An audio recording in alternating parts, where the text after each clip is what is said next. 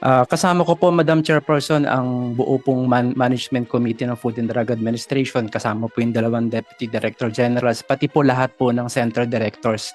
Kasi po pagpunta po namin dito, gusto po namin sagutin lahat ng mga katanungan ng committee po, hindi lang po sa larangan ng counterfeit pharmaceutical product, pati na rin po sa food, cosmetic, tsaka medical devices po. For context, with your kind indulgence, Madam Chairperson, kindly allow me to put on record the realities of FDA's work.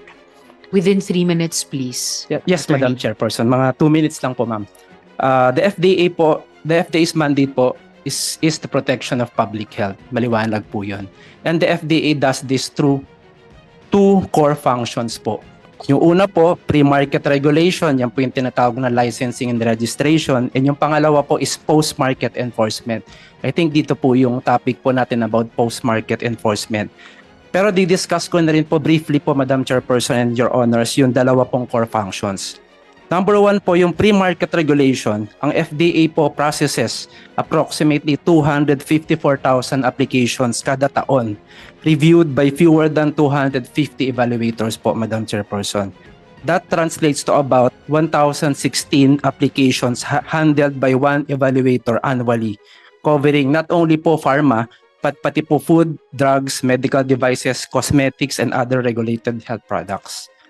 On post-market enforcement po, the Field Regulatory Operations Office is composed of only 248 inspectors nationwide. Luzon, Visayas, Mindanao po yan, Madam Chairperson.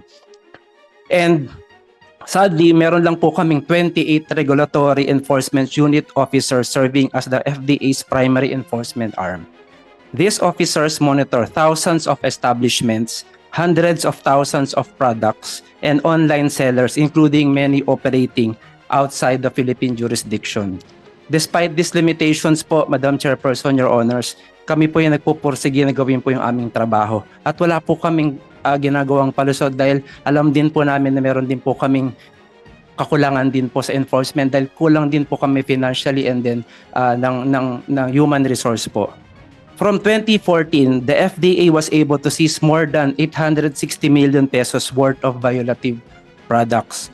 Pag sinabi po nating violative products, ito po yung unregistered, adulterated, counterfeit, yan po yung mga produkto na yan. Within the last 8 months, ako po yung nag-assume lang po ng opisina noong May of 2025, Madam Chairperson. The FDA seized a total of 56 million plus worth of violative and counterfeit health products. From November 2025 to January 26, 2026 alone, the FDA monitored po 3,307 online product listings with 1,531 listings already taken down. And enforcement operations jointly with law enforcement agencies confidentially are still going as we speak. Madam Chairperson, Your Honors, the FDA is not perfect, but the FDA and its people are working over and above their limits, and we are enforcing the law with the resources entrusted to us. We simply ask that these proceedings take place with the realities in mind. Muli po, maraming salamat po sa pag-imbita sa FDA, and you can all be assured of the FDA's full compliance and cooperation in the proceedings, lalo na po sa usaping counterfeit health products po na ngayon po ay masasabi po natin na marami pong nabebenta. Gaya sabi rin po ni Senator Raffy Tulfo, yung binebenta po ng prescription drugs, talaga pong bawal po siya sa online platforms. Totoo po yun. Kahit po non-prescription drugs, may tinatawag po kasi yung FDA na license na retail outlet for non-prescription drugs na license to operate. Kahit po siya, kailangan pong bilhin sa botika. Again, maraming salamat po, Madam Chairperson, Your Honors. And ulitin ko po, you have the FDA's full cooperation po sa proceedings na ito. Salamat po. Salamat po. Before we open the floor for questions, kasi sa presentation pa lang may strong reaction na po. Any other input sa ibang resource persons sa extent ng problem currently, kung paano matutugunan ito ng bill, and any reservations and recommendations about the bill? No other agency wishes to make comments at this point in time? All right. So we'll open the floor for questions. Senator Yes. Raffy, Thank you, you had Madam a reaction to I was the listening presentation. to his opening statement at natatawa ako kaya nga bumulang ako sa'yo, sabi ko sinungaling. And I can prove that. Sabi niya kukunti lang daw sila but they're doing their best, but their best wasn't good enough. Example, pag mga multinational companies ang nag-a-apply for certificate product registration, ang bilis po ng approval. Pero pag yung mga regular mid-size o maliliit na pharmaceutical companies, ang tagal inaabot ng taon hanggang sa magsasawa na lang po yung nag-a-apply. And I have proof for that. Meron example ko sa iyo, Attorney Teston. Yung strike na mosquito killer. For so many years, tuloy-tuloy lang yung approval niya sa renewal. And then comes 2018 ata yun if I'm not mistaken.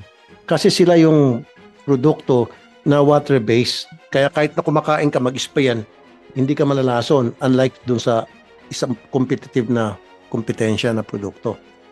So mag-renew siya, 2018, ayaw na i-renew. Ang dami na pasikot-sikot, samantalang wala namang dinagdag na formulation or binagong formulation. Why? Pumasok kasi yung kakompetensya produkto, yung Baygon, na kaparehong formulation na water-based, kinancel sila, inapruban yung sa Baygon. Ganon silang magtrabaho. At itong kumpanya ito, maliit na company lang. Pag maliit na company, hindi nyo inaaprubahan, iniipit nyo. Pag malaking pharmaceutical company, yung multinational, approve kayo na approve. Why? Because may mga lagay. Ganon kayo eh. Pagkatapos, kita. Sabi mo ilang kayo? 800. Ito, pakita ko sa'yo. Tamad kayo eh. Look at this. These are Chinese products na nabibili sa Binondo. Na sinabi nyo, warning, masama sa kalusugan. Huwag tangkilikin. And yet, pinapabayaan nyo na nagkalat to sa Binondo at sa Quiapo. Ayan mga Chinese products. Meron pa dito, may amphetamine pa. Sabi nyo masama sa kalusugan. Bakit yung pinapayagan? Ba't di kayo nag-raid?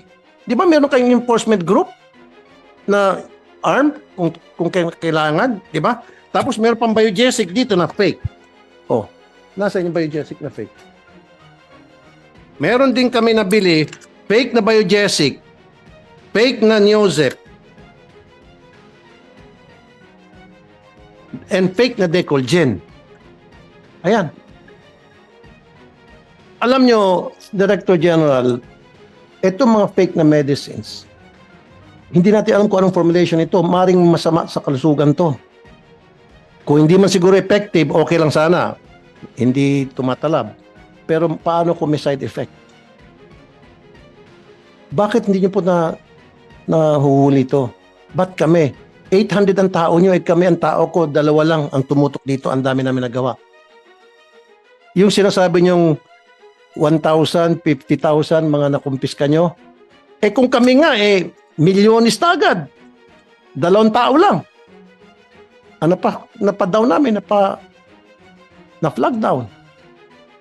Don't use that word na kulang kayo sa tao. O katulad yung sinabi ni Senator Erwin sa Palawan, since 2018, importante yun para sa libre dialysis sa probinsya. Hindi ma-approve-approvehan. Why? Kasi hindi kayo nakafocus doon. Kasi walang lagay yun eh. Kaya sinantabi nyo. Pero kung may mag-apply na malaking pharmaceutical companies, I bet you, approvehan nyo agad yun. Kung hindi pala tumawag si Sen. Erwin, tenga lang yun. It's either inutil, tamad, or nag-aantay ng lagay. Ganun lang po yun. You guys are not doing anything. Akala ko ba mag-resign ka? Paano yan, sir? Yung hinamo kita dito noon na kapag naipa-down ko yung mga hindi nyo mapa-down for so many months and years, mag-resign ka. Sabi mo, we will comply. And then hinamo ko ulit yung boss mo, si DOH Secretary, na sabi ko, yung meron pa nga kayong produkto na 12 years na, hindi nyo mapa-down, ma-take down. Saka yung mga sa advisory, sabi ko, paano kung mapa-take down ko yan at hindi nyo mapa-take down? Sabi kay DOH Secretary Herbosa, would you ask Attorney Teston to resign? Sabi niya, yes. Sir, inutil ka po. I'm sorry to tell you. You're incompetent. At yan mismo, sinabi ng ARTA. kayo ang one of the most complaint agency. Arta na po mismo nagsabi niyan. At dudugtungan ko. Dapat kayo, karamihan kayo sa management, magsiresign na kayo.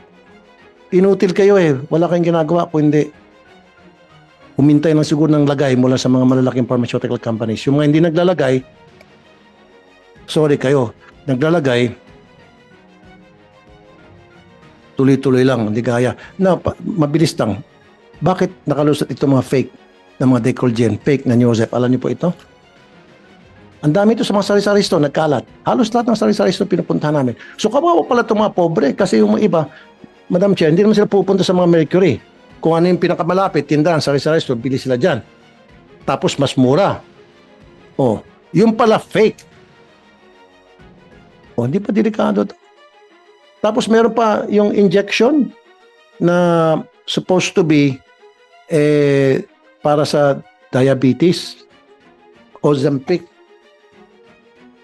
And then, ginagamit ngayon para pampapayat. Pero dapat yan with prescription kasi injection yun, Madam Chair eh. At binibenta sa Shopee. Hindi nyo po nahuli yun. Binibenta sa Lazada. Marami pong mga produkto na they're not supposed to be in the market. Kayo na po mismo nagsabi. And yet pinapayagan nyo. O meron ko isang sample. Ito naman, on the other hand, ito po isang kilalang produkto. In fact, umiinom ako nito eh. Sa US, no problem. Kalat to, approved to. Pero sa atin, hindi approved. Kasi hindi registered daw. Now, ang tanong, is it because hindi ni-register ng supplier dito? O nag-aantay sila na i-register para may lagay? Diretsong salita. Huwag tayo magpaligoy-ligoy pa. Maraming mga produkto kami nabili na sinasabi nila, huwag tangkilikin kasi hindi naka-register, and yet sa ibang bansa, approved. Sa Amerika, approved. Pero dito, hindi. Huwag daw tangkilikin kasi hindi registered. Nag-aantay siguro ng lagay, Madam Chair. Alam nyo, Attorney Teston, ang dami nyo pong kapalpakan sa FDA. Matagal na po itong reklamo. Hindi lang, sa bagay, hindi lang po kayo. Remember, before you, nasibak. Bakit nasibak? Dahil nga, inutil din. The guy before you, I'm not gonna mention his name kasi wala naman na siya. Isa ako sa nagpasibak doon. And then before pa, meron pa isang babae na FDA din, napasibak ko rin. Kasi inutil. So kung hindi nyo kayang trabaho nyo, mag-resign kayo. Your job is to safeguard the well-being, health and well-being of the consumers, and you're not doing